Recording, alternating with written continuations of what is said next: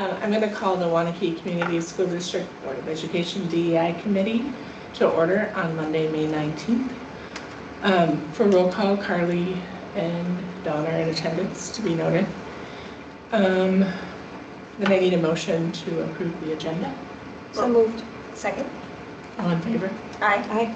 And we do have public comments tonight.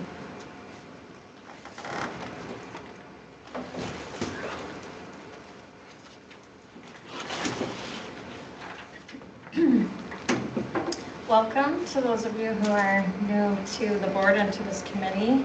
I'm Gina Pagel and I teach at Arboretum. I also serve on the DEI staff committee. But tonight I'm really here as a member of the Waunakee IDEA.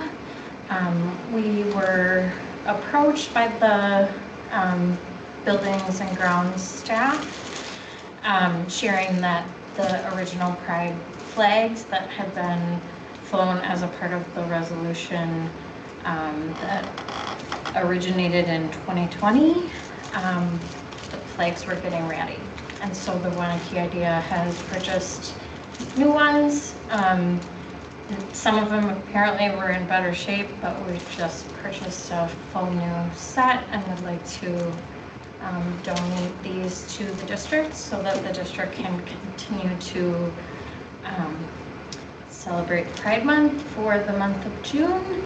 We've heard positive feedback from members of the community about what it means to them to see this flag flown, and we're happy to be a part of continuing that into the future. So I'll leave them here for the district. Thank you. Thank you. Okay, great.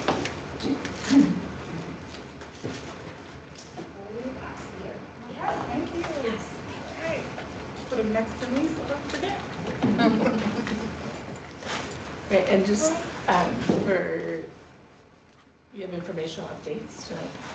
Yeah, really just update. I know with two new members, I just wanted to kind of do a little context of kind of where we've been and where we're going in terms of our plan and get feedback. But I know you have a copy of this, but I'll just give you a copy as well. I Thank you. included an electronic version in the packet as well. But and while you're doing that, Tiffany, I just want to go on record with stating administration that's present, yourself, Tim Shell, our secondary curriculum director, and then myself, the superintendent. So just want to go on record by saying that and turn it back over to you. all right, Thank you. Actually, you know what? I should have done this at the same time, but this is just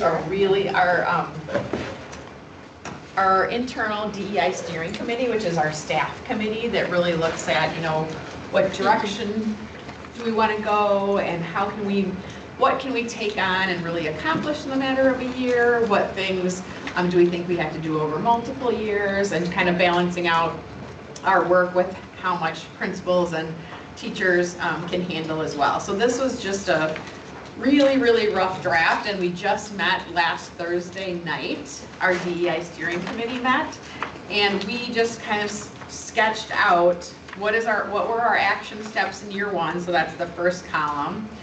What was accomplished in year one, and then what is our plan for year two. And again, this is still not in a tip-top shape yet. It's kind of our notes going forward, but it's just looked at each section to help determine what do we want to do next year, and also what areas do we need to maybe convene a summer work group, that it's something that we need to either have ready at the beginning of the year, or we generally would struggle to have enough time during the school year to get the things accomplished we wanted to get accomplished. So I can just kind of walk you through those pieces. I won't read everyone to you, but under the first one, embed differentiated DEI PD throughout the school year.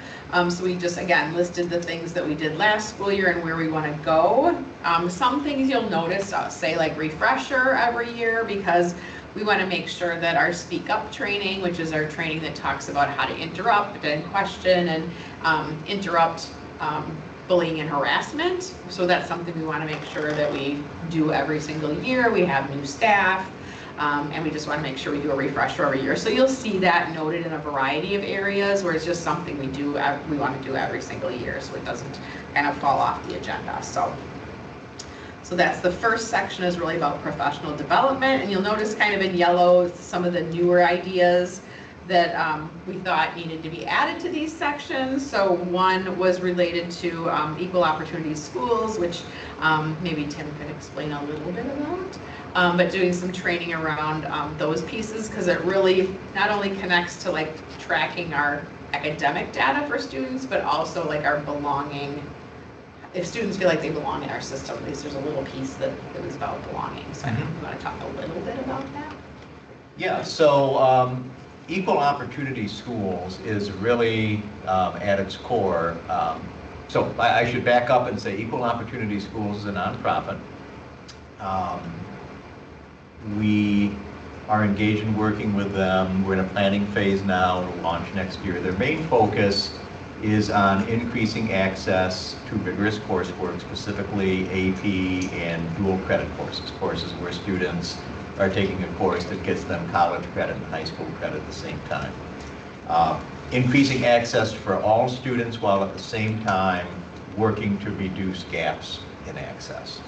And so there could be some professional learning as part of it. They do offer workshops that you can bring in, particularly on developing climates where students feel they can take risks and extend themselves, workshops on how educators and other staff can build up their assets to be what they would term trusted adults for students. But I think the most important pieces about what we're going to be doing with Equal Opportunity Schools is first, what Tiffany mentioned, the data piece, getting an understanding of, by kind of administrative data we have, some of the preparation students have. But really the most important piece is going to be a student survey that will happen in the fall. So one thing we're going to be working with our students at the high school, including our MSAN group, is how do we get students to participate as fully in that survey as possible, because survey participation isn't always top of mind for everybody, and participation rates and engagement are not always consistent for us. But this is going to be a very important survey because, for one, unlike many of our surveys, it's not going to be anonymous. The purpose of the survey is to develop what Equal Opportunity Schools calls an insight card, which is a snapshot of the student's coursework, information from the student on where they see themselves going in the future, what barriers they would like us, or challenges they would like us to know about so we can help facilitate those, and also who are their trusted adults in the school. And you may have heard us, whether you've been on the board for a while or whether you've just been kind of following our discussions, we place a lot of value in students having trusted adults in the schools, and a lot of those youth risk behavior surveys, there's a set of questions that try to get at that. But that's just, do you have somebody? And we never really have ever before drilled down on an actual individual basis to who are those somebodies? What if you don't have a somebody? And I probably should have made copies. I'll pass this around just so you can see it. This is a sample of what an insight card deliverable would be like.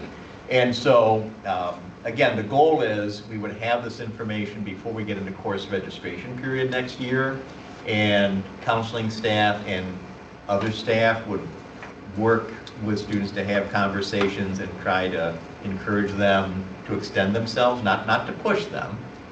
We don't want kids to be taking AP and dual credit simply for the sake of that, but we want to be supportive of that.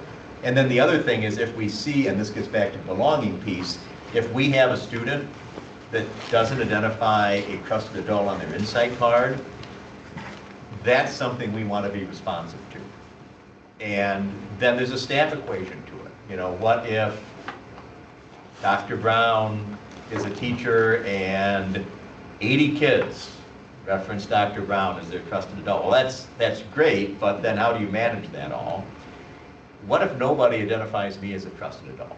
You know, how can we coach up that staff member to be seen as more available for the kids? So those are some of the big pieces. And so again, the long-term focus is on increasing access to coursework, getting kids to see the opportunity to stretch themselves, but also to support our academic and career planning process in general, and hopefully get us some information we can act on about, you know, kid by kid, how can we make sure they have supports in the school? Because right now, we have some information on it, but we don't have the kind of comprehensive information we think we can get if we get all the students to participate in this survey with Fidelity in the fall. You'll give us some really good information. We hope so. Yeah, absolutely. So that's just another connection to that piece. Another piece is just creating some parent trainings. In our work with Center for All, who's helped us do some of our DEI work this year, we talked a lot about like how can we engage parents more and in this discussion and around a variety of different topics. So that's something we thought we need to probably get input from some of our parents on in terms of like what would you like to see and what would be something you would be willing to attend in an evening around some of these topics, whether it's, you know, training parents about our new harassment and bullying policy, or whether it's about you know, how we manage certain curriculum, whatever it might be, you know, whatever parents are most interested in, so that we can just have that ongoing engagement with parents too. So that's kind of the professional development section on the first page, and then on the second page just talks about the focus of our January professional development day is generally focused on DEI because it usually lands on MLK Day. So this is just kind of initial draft in terms of what we would like to focus on for that day.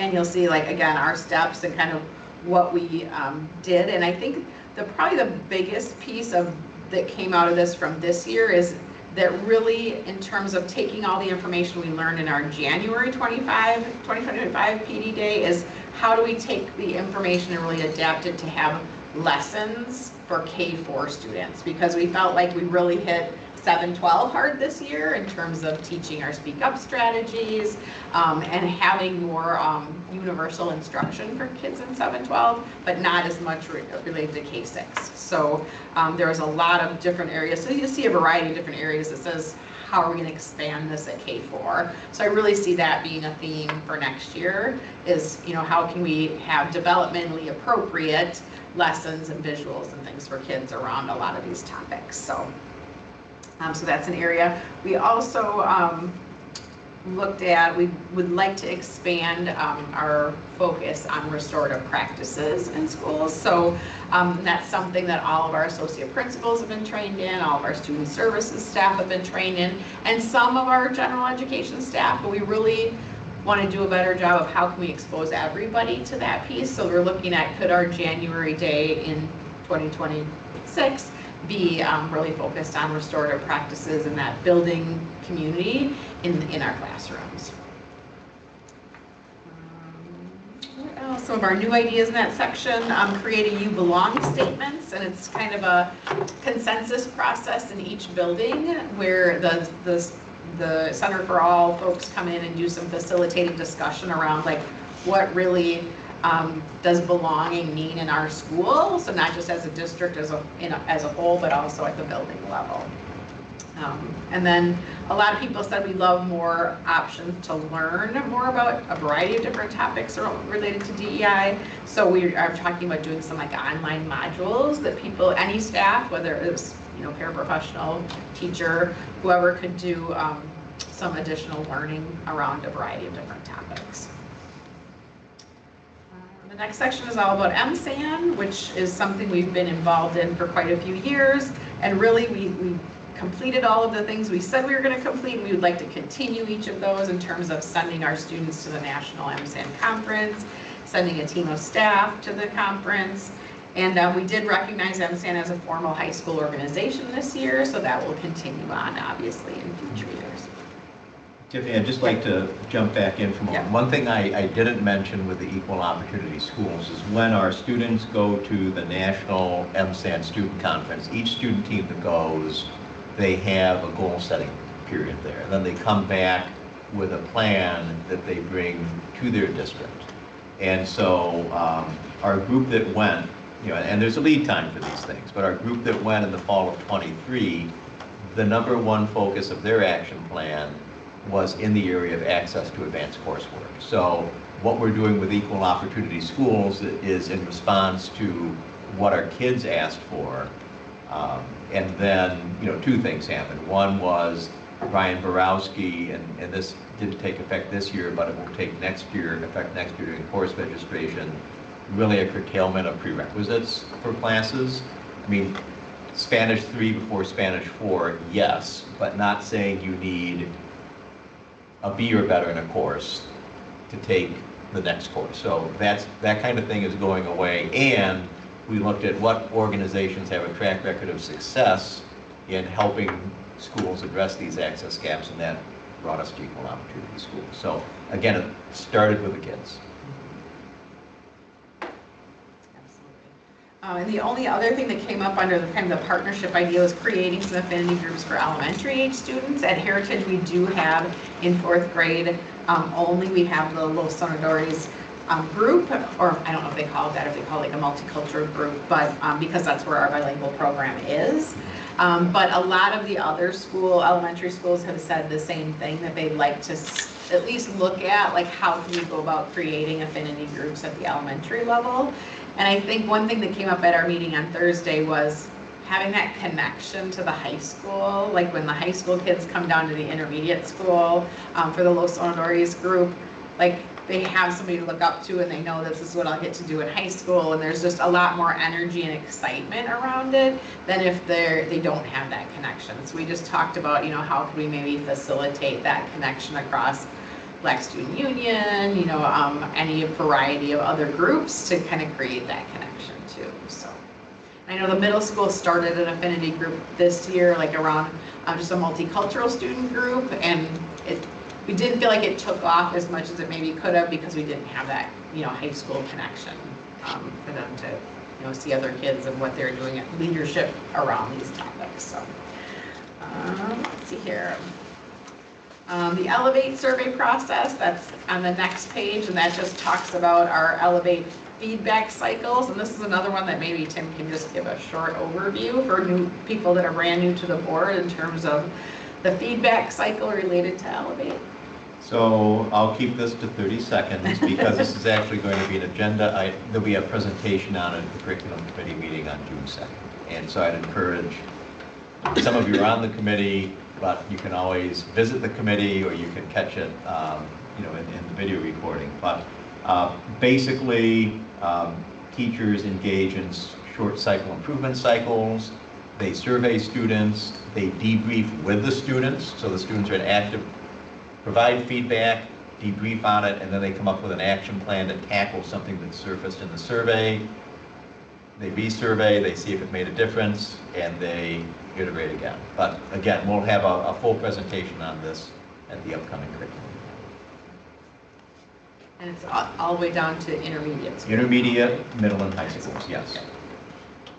So we wanted to just kind of continue to track, how many staff have participated, and then, continue cycles each year about kind of expanding that role as well. Universal instruction, this area was really kind of training students around our speak up strategies, and we did do that. We did that in 7-12, and I was actually able to observe a few lessons at the middle school as they were talking about bullying and harassment and how to interrupt that, because what we find as educators is that when a student is maybe saying or doing something that would be considered bullying or harassment, there's not always an adult present. So we really have to train students in how to intervene in those situations when adults aren't present. If it's outside or in the lunchroom or wherever it might be.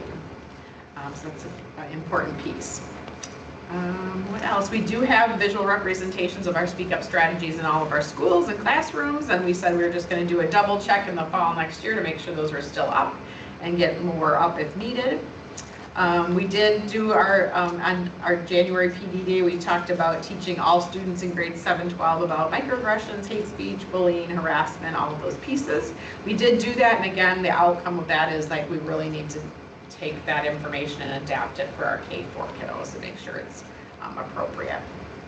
You'll see that as kind of create a summer work group around that as well. So the next section is about our special observances. We, over the last year, have developed content for all of our schools to use.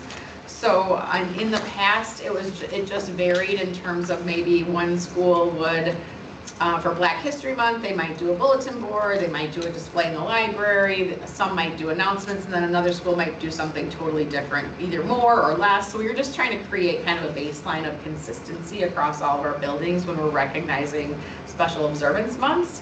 So we had a small groups of teachers that worked together on developing the content, and then we just pushed it out to principals and student services staff, and as like a baseline, some bulletin board ideas, a newsletter article for their family newsletter, announcements that they can use on their announcements every day, sometimes a slide deck if they prefer to use like a slide during an advisory time, and could pick and choose if they wanted to do announcements every day or if they wanted to do announcements once a week, twice a week, whatever it might be, but just kind of having a baseline to make sure that the students in all of our schools are hearing some of the same information around our special observance months. So we just listed what we developed content for this year, and then again, we're gonna have a summer work group that's gonna focus on some of the other areas that we haven't addressed yet. So, family engagement and stakeholder communication. This is just looking at, are we sending things in multiple languages? Are we even some of these pieces which are getting some of our guides that are getting interpreted this summer, but looking at how are we reaching out to families that maybe English isn't their primary language, and making sure that that there's still communication about school events and concerts and choir concerts, all of those types of things, so that we can engage with families and they know that they can come and be present in our schools for those events. So other things around family engagement, interpreting services. So if we have a public event, making sure we have translation and interpretation services available. HR, developing a protocol for involving students and parents in the hiring process for administrative and teaching positions. This is an area that HR is kind of focused on and looking at in terms of what our next steps might be in terms of recruiting and hiring and retaining, because again, what we've heard from our students is that we would like to have people in classrooms that look like us. So having that conversation about, so how do we hire and recruit to make sure that we have a more diverse staff? It's kind of where that revolves around. Expanding modes of communication with families to include text messaging. This is one we put in year one, and we have not found a great solution for that yet in terms of technology, but we more and more have parents that's kind of the sole way they like to communicate, and some teachers are very willing to give out their personal cell phone number and communicate, and some, which is perfectly fine, don't necessarily want their private number out there. So we're looked at a variety of different things. We even tried a few things within some small groups and that we didn't think would share the number, but you could still communicate. And so we've tried a few things, we just haven't come up with a great solution yet. So that's one we're still working on with our technology folks. But more and more texting is kind of the go-to way to communicate with some families. So what else? Training families on how to use the online reporting tool. We did do that in all of our school newsletters, but it's something that we're going to continue to do through school newsletters. We even talked about maybe doing an email blast or something, because I know as a parent that I always read every single word of my child's newsletters from school. I have to admit I didn't always read every single word. So so that's just another way, if we come at things from a variety of different ways, to have that information out there too. So because really the goal is students could use our reporting tool, parents, even community members, if something happened at a football game or basketball game that was concerning, that anybody knows how to easily and quickly access our online reporting tool. So we talked about creating a quarterly newsletter from our DEI steering committee. We did do one newsletter this year, and we want to do it quarterly next year because we thought it worked out pretty well. Because we do have membership on our internal DEI committee from every building, but sometimes the conduit isn't always great in terms of back to all the staff in their buildings. So we want to make sure that they have time at staff meetings to share what's going on with our group, but then also just having a newsletter so that anybody can read about, what our goals are, what we're working on, and how they can become involved if they want to be involved too. So. Policies and procedures, this was a big one, as you know. We started the year with introducing an anti-hate speech policy, and then with some feedback from the board, decided to take that proposed policy and embed it within our harassment policy, which just passed recently. So this was one area that was in our year one plan that really didn't happen until almost the end of year one. So we do need to create some professional development and training around that as we go into next year, so that staff and students and families know what their new policy says, talks more about, specifically about hate speech, how we handle that, and also about what consequences could come along with that as well. So I actually had a couple really good conversations with parents this week around that topic, about a couple of students that had some consequences that maybe parents weren't happy with, but after the conversations and the context and kind of understanding where we are in a district, as a district, when it comes to this and how important it is for students to feel safe, like it was really a good outcome, good conversation with multiple families. So. The last one is just developing a protocol for special observances, which we did, and we're just going to continue to use that protocol with our new observance months for next year as well.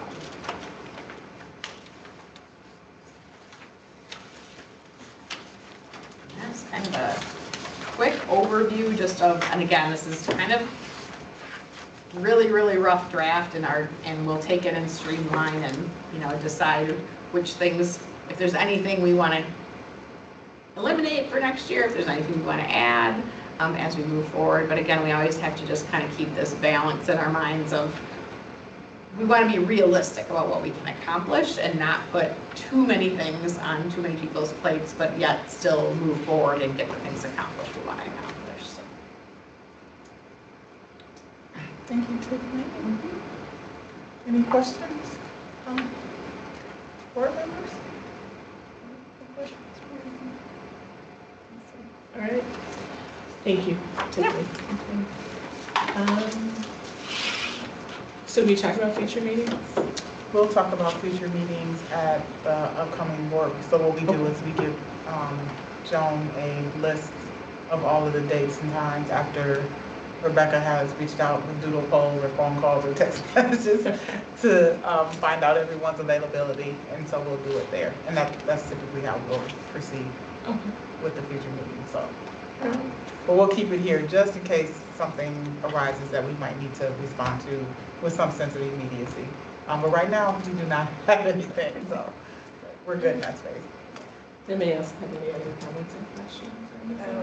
Only for the summer sessions that you're thinking about putting together, does the board have to be involved in supporting setting those up or anything like that? Not usually, no. What I do is I kind of reach out beyond our DEI steering committee to any staff. So if you had somebody that was super passionate about mental health month, or that you have kind of the right people at the table, and then we just set up 2 or 3 meetings throughout the summer, and then the goal is kind of have everything ready to roll at the beginning of the year. So. Okay, all right.